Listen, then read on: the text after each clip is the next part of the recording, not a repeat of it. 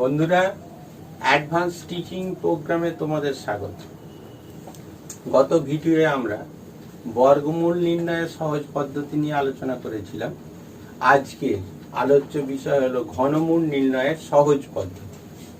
তবে বর্গমূল নির্ণয়ের ক্ষেত্রে দু চার কথা বলি। বর্গমূল নির্ণয়ের জন্য এই ধরনের লিস্ট আমাদের তৈরি করতে হবে। এটা আমরা মনে মনেও রাখতে পারি, কিংবা যেখানে প্রয়োজন হবে সেখানে পাশে করেও নিতে পারি। আমি মনে করার জন্য একটা সংখ্যা বলি 3, 2, 4। এক্ষেত্রে আমাদের দেখতে হবে যেটা একক, দশক, শতক, 324। তাহলে এককের ঘরে আছে 4। আমার এই লিস্ট অনুযায়ী দেখে নিতে হবে যে 2 এর বর্গ হচ্ছে গিয়ে 4 আর 8 এর বর্গ হচ্ছে 64। উভয়েরই একক স্থানীয় অঙ্ক 4। অতএব আমাদের দুটোকেই লিখতে হবে, এদিকে 2ও লিখতে হবে, এদিকে লিখবো 8।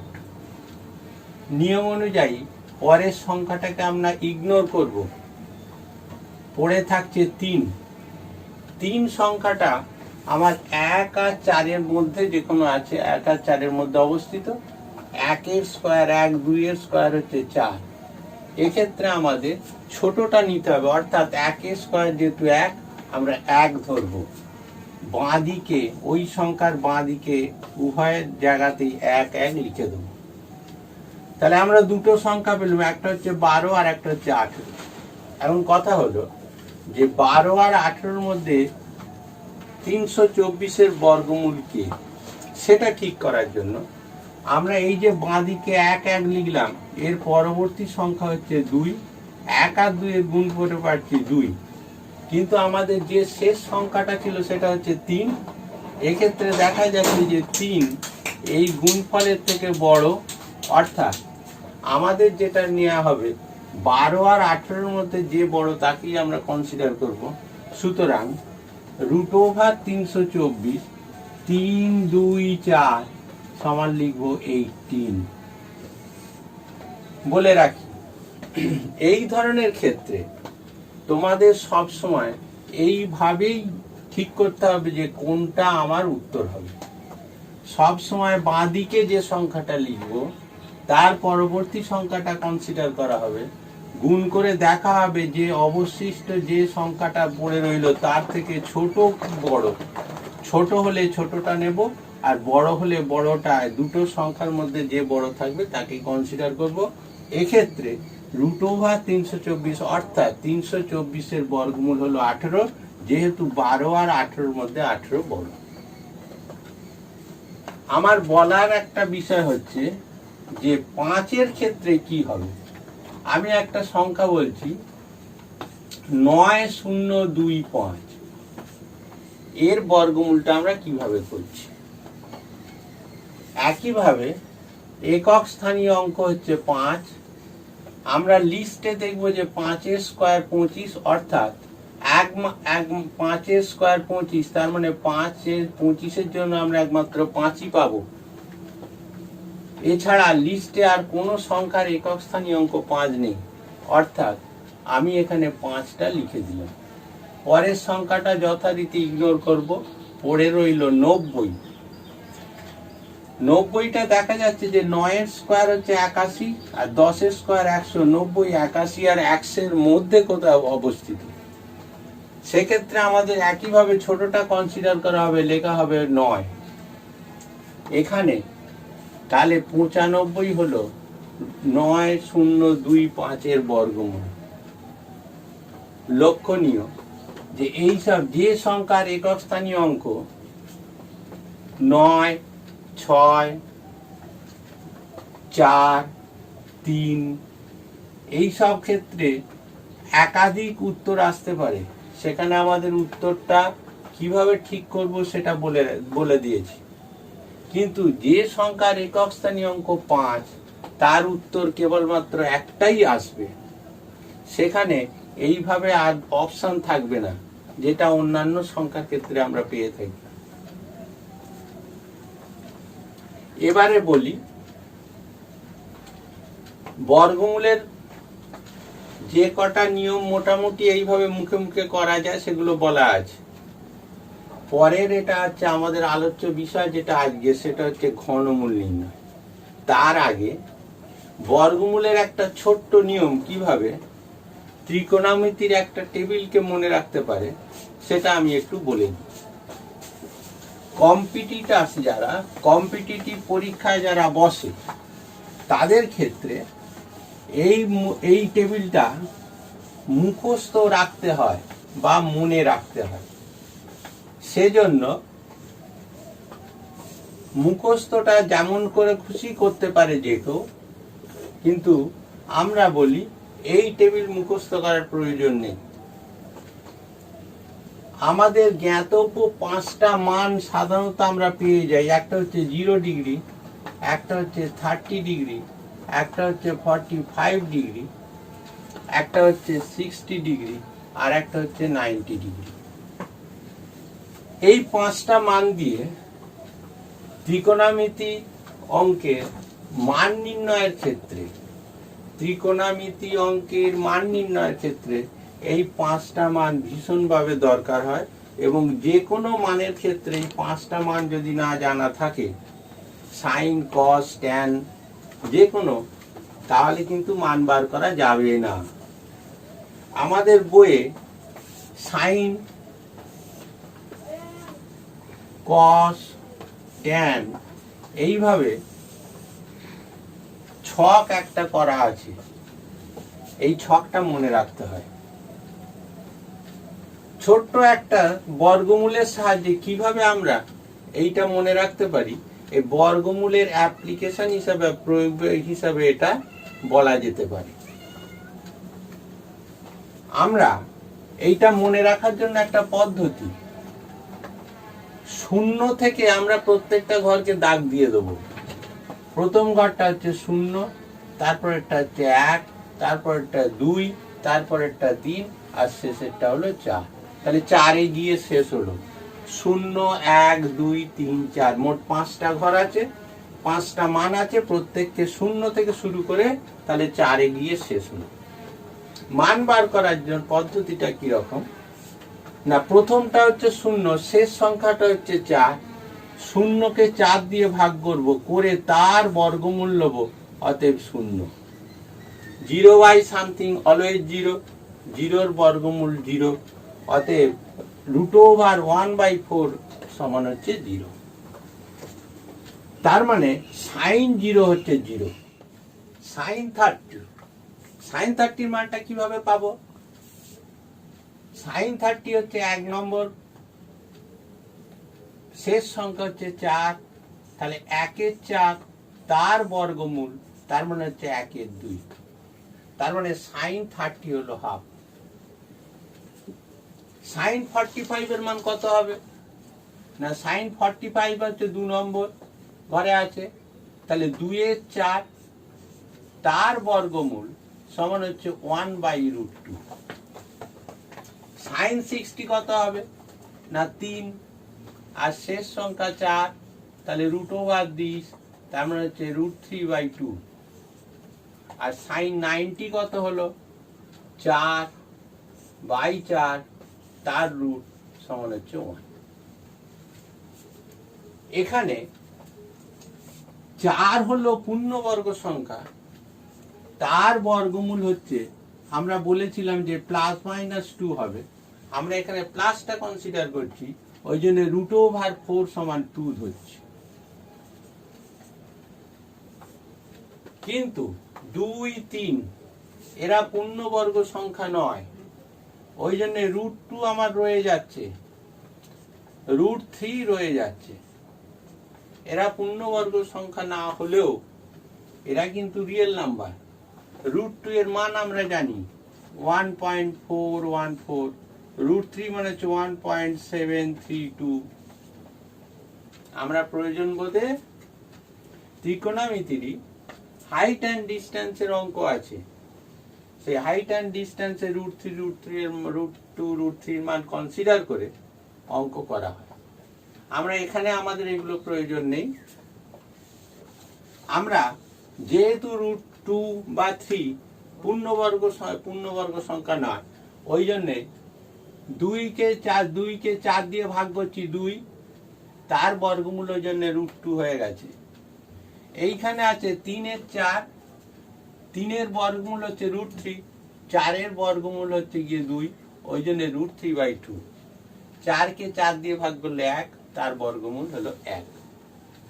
তাহলে দাঁড়ালো কি না, sin 0 হচ্ছে 0, sin 30 হচ্ছে হাফ, sin 45 হচ্ছে 1/√2, sin 60 হচ্ছে √3/2, আর sin 90 হলো গিয়ে 1। সাইন যদি পেয়ে যাই, cos পাওয়ার জন্য আর কোনো অসুবিধা নেই, উল্টো দিক থেকে আমরা মানগুলো লিখে যাব। sin 91 cos 0 হচ্ছে 1, পরেরটা লিখে যাই √3/2, তারপরেরটা হচ্ছে 1/√2, তারপরেরটা হচ্ছে হাফ, তারপরেরটা হচ্ছে 0। অর্থাৎ cos 0 1, cos 30 √3/2, cos 45 1/√2, cos 60 half, cos 90 হচ্ছে 0। একটা যদি পেয়ে যাই তাহলে আর কোনো প্রশ্ন নেই অন্যটা পাবার, সেটা সহজেই পাওয়া যায়। ট্যানের ক্ষেত্রে আমরা কি করতে পারি, ট্যানের ক্ষেত্রে এরকম না করে আমরা সরাসরি ট্যান মানে হচ্ছে sin 0/cos 0, ট্যান মানে হচ্ছে sin tan থিটা সমান হচ্ছে sin θ/cos θ।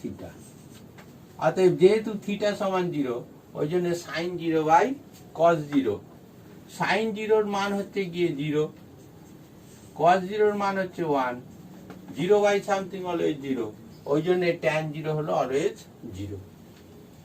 tan 30 মান কত হবে না, sin 30/cos 30, sin 30 half, cos 30 √3/2, তার মানে হলো 1/√3।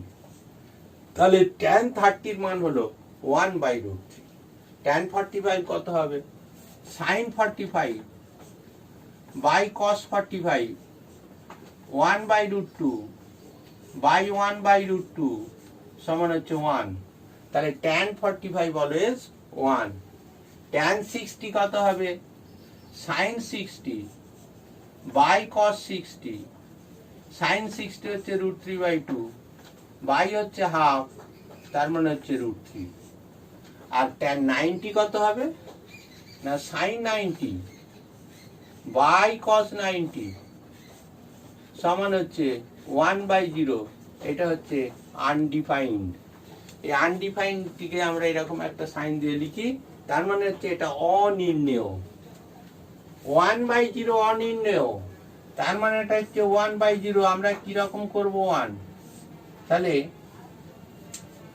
1 দিয়ে 1কে 0 দিয়ে 1কে ভাগ করার ব্যাপার। 0 দিয়ে 1কে ভাগ করলে এমন কোনো সংখ্যা নেই যার সঙ্গে 0 গুণ করলে 1 হবে, ওই জন্য এটা লেখা হয় অনির্ণেয়, অর্থাৎ নির্ণয় করা যায় না। আমি একটু আগেই বলছিলাম যে এই 5টা মান যদি আমরা জানতে পারি, তাহলে সাইন, কস, ট্যান, কট, সেক, কোসেক এদের যে কোনো মান বার করা যাবে। উদাহরণস্বরূপ একটা বলি,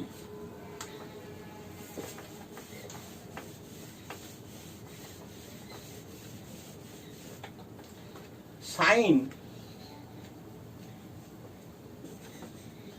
900, সাইন 900 ডিগ্রি। আমাদের টেবিলে মান আছে সাইন 90 পর্যন্ত মান আছে, 900 মান নেই। কিন্তু আমরা এই যে মানটা তো বলে দিলুম যে এই 5টা মানের সাহায্যে ওকে বার করা যাবে, তার জন্য একটা ছোট্ট নিয়ম জানতে হবে। আমাদের এক্স অক্ষ, ওয়াই অক্ষ, যেটা কিনা দুটো অক্ষ, 2 lines are perpendicular to each other, তার মানেটা কি না, দুটো লাইন পরস্পরকে ছেদ করে পরস্পরের উপর লম্ব, অর্থাৎ এই প্রত্যেকটা ঘরের মান 90 ডিগ্রি করে, গোটাটা হলো গিয়ে 360। এইটাকে কনসিডার করা হয় অলের ঘর হিসাবে। এইটা সাইন, এইটা কস, আর এইটা হচ্ছে এইটা হচ্ছে সাইন, এইটা ট্যান, আর শেষেরটা হলো কস। এই সাইন 900টাকে প্রথমে আমাদের লিখে নেওয়া হয় সাইন 10 ইন্টু 90 প্লাস হচ্ছে 0। 10-এর সঙ্গে 90 গুণ করলে 900, তার সঙ্গে যদি শূন্য যোগ করি তাহলে 900ই থাকলো। এরপর কি করা হয়,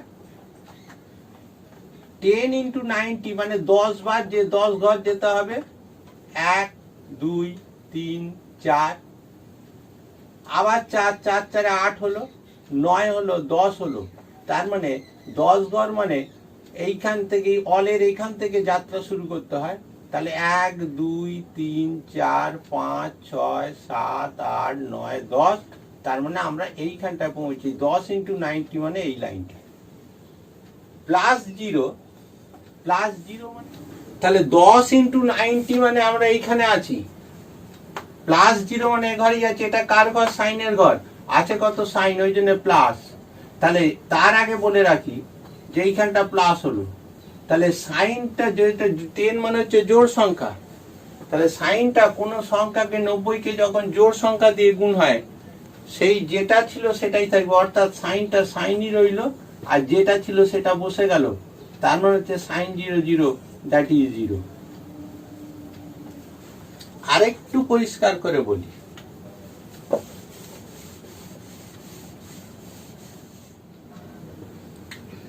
cos 245 না লিখে 240 লিখছে, তাহলে cos 240টাকে লেখা যায় 2 ইন্টু 90 প্লাস হচ্ছে 60। 2 ইন্টু 90 মানে হচ্ছে 180, প্লাস 60 হচ্ছে 240। এক্ষেত্রে কি হবে? এক্ষেত্রে 2 হচ্ছে জোড় সংখ্যা, 90 দিয়ে গুণ করছে, ওই জন্য কসটা কসই থাকবে, আর এই 60টা কোলের কাছে বসে যাবে। এবারে 2 ইন্টু 90 মানে হচ্ছে 1 2, সাইনের ঘরে গেছি, প্লাস 60 মানে এটা হচ্ছে অল সাইন ট্যান কস, তার মানে ট্যানের ঘরে পড়ে গেছি, আছে কস, মাইনাস কস 60 হচ্ছে গিয়ে হাফ, অর্থাৎ কি হলো না কস 240 এর মান হচ্ছে মাইনাস হাফ। এইভাবে আমরা বার করতে পারি। তা আমাদের আলোচ্য বিষয় যেটা ছিল যে ছোট্ট বর্গমূলটাকে কাজে লাগিয়ে আমরা এই টেবিলটা মুখস্থ না করে অনায়াসেই এটা করে রাখতে পারি। এবারে আসি ঘনমূলের কথা। ঘনমূল আমরা কিভাবে সহজে করতে পারি তার পদ্ধতিটা হলো এইরূপ।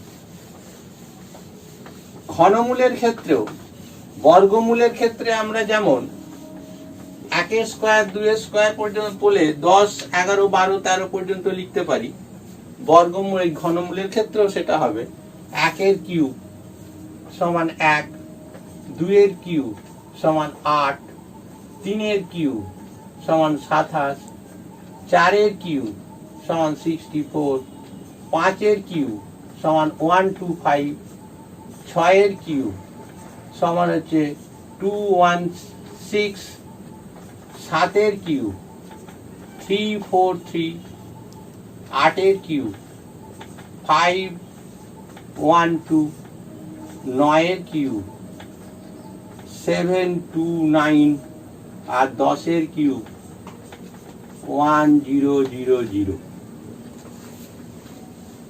বর্গমূলের ক্ষেত্রে যেমন স্কয়ার দিয়ে আমরা লিস্ট বানিয়েছিলাম 1 থেকে 10 পর্যন্ত, ঘনমূলের ক্ষেত্রেও 1 থেকে 10 পর্যন্ত লিস্টটা তৈরি রাখতে হবে। একটা সংখ্যা বলি, 3 অঙ্ক বিশিষ্ট একটা সংখ্যা, যেমন 343, একমাত্র 7 এর ঘন হচ্ছে গিয়ে 343। কিভাবে হয়? 3টা হচ্ছে নেওয়া হলো, 3 এর জন্য 7 হলো। ঘনমূলের ক্ষেত্রে দুটো সংখ্যাকে ইগনোর করতে হবে। বর্গমূলের ক্ষেত্রে যেমন আমরা একটা সংখ্যাকে পরের সংখ্যাটাকে ইগনোর করেছি একটা, ঘনমূলের ক্ষেত্রে সবসময় দুটো দুটো সংখ্যাকে ইগনোর করা হয়। অতএব 343 ঘনমূল হলো 7, অর্থাৎ 7 ঘন হচ্ছে গিয়ে 3, 4, 7। একটা 4 ঘরের সংখ্যা বলি 2197, 4টে ডিজিট আছে। একক স্থানীয় অঙ্ক 7। একইভাবে 3 ঘন হচ্ছে গিয়ে 27। অতএব এখানে আমরা 3 লিখে দেব, কারণ 7 এই যে 7 যে একক স্থানীয় অঙ্ক, এই 1 থেকে 10 পর্যন্ত ঘনর ক্ষেত্রে কারুরই ক্ষেত্রে একক স্থানীয় অঙ্ক 7 নেই। এক্ষেত্রে একমাত্র 3ই হবে। পরের দুটো সংখ্যাকে আমরা ইগনোর করেছি 19, পড়ে রইল 2। 2টা কি পাচ্ছি না, 1 এর কিউব মানে হচ্ছে 1 আর 2 এর কিউব মানে 8। 2 লাই বিটুইন 1 and 8। এক্ষেত্রে আমরা একইভাবে ছোটটা কনসিডার করব, দ্যাট ইজ 13। অতএব cube root of 2197 is equal to 13। আর একটা সংখ্যা বলি, সেটা হচ্ছে এই 5 দিয়ে 15625। একইভাবে 5 এর জন্য আছে, দুটো সংখ্যা ইগনোর করেছি, থাকছে 15। 15 লাই বিটুইন 8 and 27, অর্থাৎ 2 এর কিউব 8 আর 3 এর কিউব 27। 15, 8 আর 27 এর মধ্যে কোথাও আছে, ছোটটা কনসিডার করব, তার মানে হচ্ছে 2। সুতরাং cube root of 15625 is equal to হচ্ছে 25। আরো একটা সংখ্যা বলি, এবারে আমরা একটা 6 অঙ্ক বিশিষ্ট সংখ্যা নেব। সংখ্যাটা কি? 85737 6 অঙ্ক বিশিষ্ট সংখ্যা। একইভাবে একক স্থানীয় অঙ্ক 5 এর কিউব মানে 125। অতএব এখানে 5 লিখে দেওয়া হলো।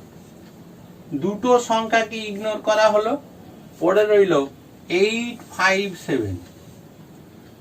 আমরা আমাদের লিস্ট থেকে দেখতে পাচ্ছি 9 কিউব মানে হচ্ছে 729 আর 10 কিউব মানে হচ্ছে 1000। অর্থাৎ 857, 729 ও 1000-এর মধ্যে কোথাও আছে। একই নিয়ম অনুযায়ী ছোটটা আমরা কনসিডার করব, অর্থাৎ 5 এর বাঁ দিকে লিখব 9, হলো গিয়ে 95। সুতরাং cube root of 857375 is equal to 95। লক্ষণীয়, বর্গমূলের ক্ষেত্রে অপশন আসে, কোনটা ঠিক আর কোনটা বেঠিক আমরা পদ্ধতি অনুযায়ী দেখে নিই, কিন্তু ঘনমূলের ক্ষেত্রে এরকম কোনো অপশন থাকবে না, একটাই উত্তর হবে। বর্গমূল এবং ঘনমূল নিয়ে গত ভিডিওয় বর্গমূল নিয়ে বলেছিলাম, এখনো বর্গমূল নিয়ে কিছু তথ্য দিলাম। ঘনমূলেরও সহজ পদ্ধতিতে ঘনমূল কিভাবে করা যায় সেটাও বলা হলো। সুতরাং বর্গমূল ও ঘনমূল কম্পিটিটিভ পরীক্ষার ক্ষেত্রে কত সহজে করা যায় তা বলা হলো। দুটো ভিডিওয়ে আলোচনাটা করা হলো। বলে রাখি, এই ধরনের বর্গমূল ও ঘনমূল করতে গেলে যদি কোনো রকম অসুবিধার সম্মুখীন হয়, তাহলে আমাকে অবশ্যই জানাবে। পরের ভিডিওয়ে আমি চেষ্টা করব সাধ্যমতো সেগুলো সমাধান করতে। আজ এ পর্যন্তই। ধন্যবাদ।